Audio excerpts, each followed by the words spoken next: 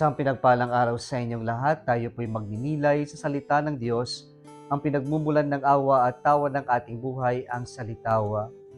Isang maligayang bagong taon sa inyong lahat. Tama po ang narinig niyo mga kapatid.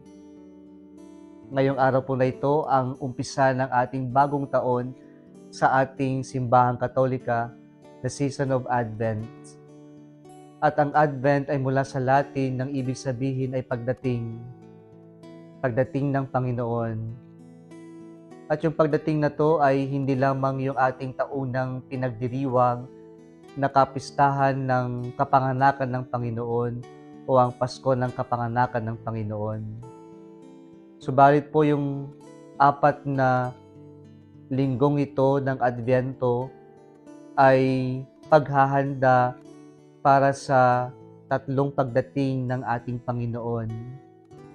Sa ating unang pagbasa ngayon mula sa Book of Jeremiah, ito po ay isang pangako na pag-usbong ng ating manunubos, ng ating tagapagligtas mula sa angkan ni Haring David. At ito po yung ating pinagdiriwang na unang pagdating ng Panginoon o ang Christmas o ang Pasko. Pero meron din po tayong tinatawag na second coming na siya pong isinasalaysay sa ating ebanghelyo ngayon, na sa muling pagdating ng Panginoon, lahat ay mababago, lahat ay mawawala, lahat ay magtatapos, magwawakas. Nakakatakot man, pero itong pagwawakas na to ay ang pagdating ng panibagong ugnayan, panibagong mundo, kapiling ng Diyos, ang ikalawang pagdating. Sa ating ikalawang pagbasa ngayon, ay sinasalaysay dito ang tinatawag nating third coming. Sa sulat ni San Pablo sa mga taga-Tesalonica, ito yung tinatawag nating paghahanda sa araw-araw na pagdating ng Diyos sa buhay natin. Kaya mga kapatid, kung ang Advento ay ang pagdating ng Panginoon na siyang ating pinaghahandaan, at mayroong 3 klase ng pagdating ng Panginoon, paano ba tayo maghahanda? Sa ating pagninilay ngayon, ito po yung 3 paghahanda rin na ating gagawin sa 4 na linggong ito. Sa ating unang pagbasa ngayon, isa po itong promise that our Savior would come from the ancestry of King David. And so, since it is a promise, then we are being taught of the importance of hope o pag-asa, na sa pangako ng Diyos tayo kumapit at sa Diyos mayroong pag-asa. Pinapaalala po ng ating ebanghelyo ngayon na ang lahat ng bagay ay maglalaho, mauubos, masisira. And so, our first preparation is to have to place our hope in the Lord. Because once we place our hope in material things, we will get disappointed. But if we hook our hope in the Lord, we will never be disappointed, because only God is eternal. Yes, there may be a lot of trials, tribulations, and disaster that may come into our life. But since we hook our hope in the Lord, we believe there is always a better future for us, and we always believe God is bigger than all our problems, trials, and tribulations in life. Let us hook our hope in the Lord. Pangalawa po, sa ating ebanghelyo ngayon ay tinuturuan tayo ng perseverance.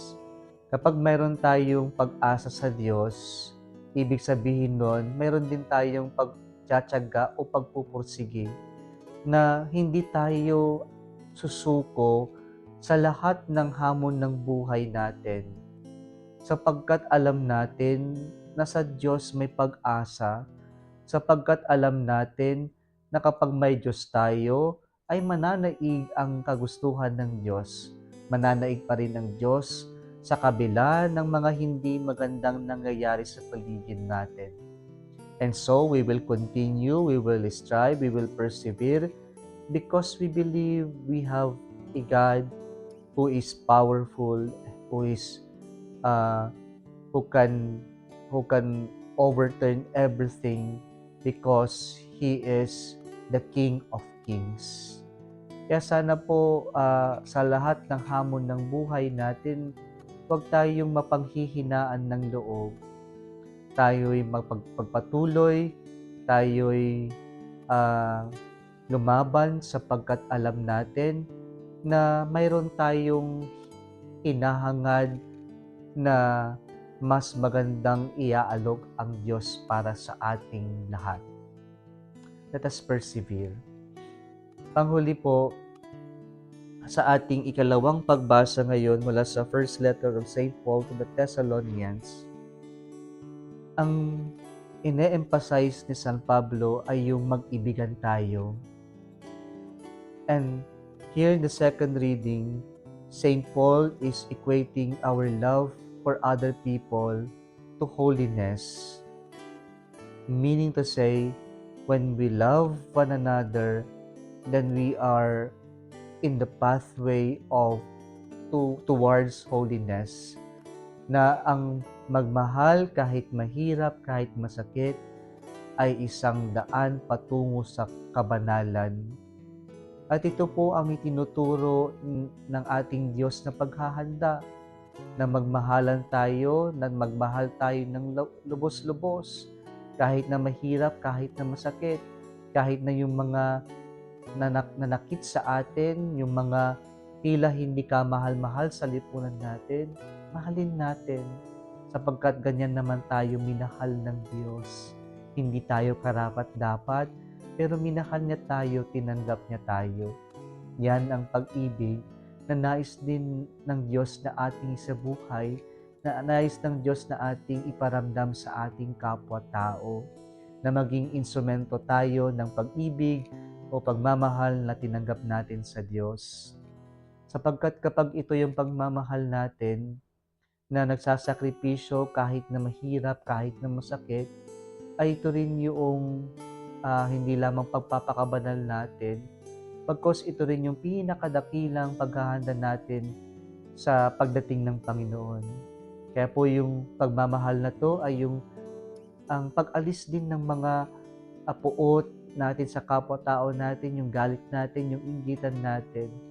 Sana pahintulutan natin na manaig ang pagmamahalan kaysa sa galit, sa puot sa ating kapwa-tao. My dear brothers and sisters, if we want to have a meaningful celebration of the coming of our Lord of the Christmas, then let us try to prepare ourselves with hope, with perseverance, and with love for other people. Kung nagustuhan mo ang video na ito, huwag kalimutang mag-like, i-share at mag-subscribe sa Salitawa Facebook page and YouTube channel. Muli isang pinagpalang araw sa inyong lahat.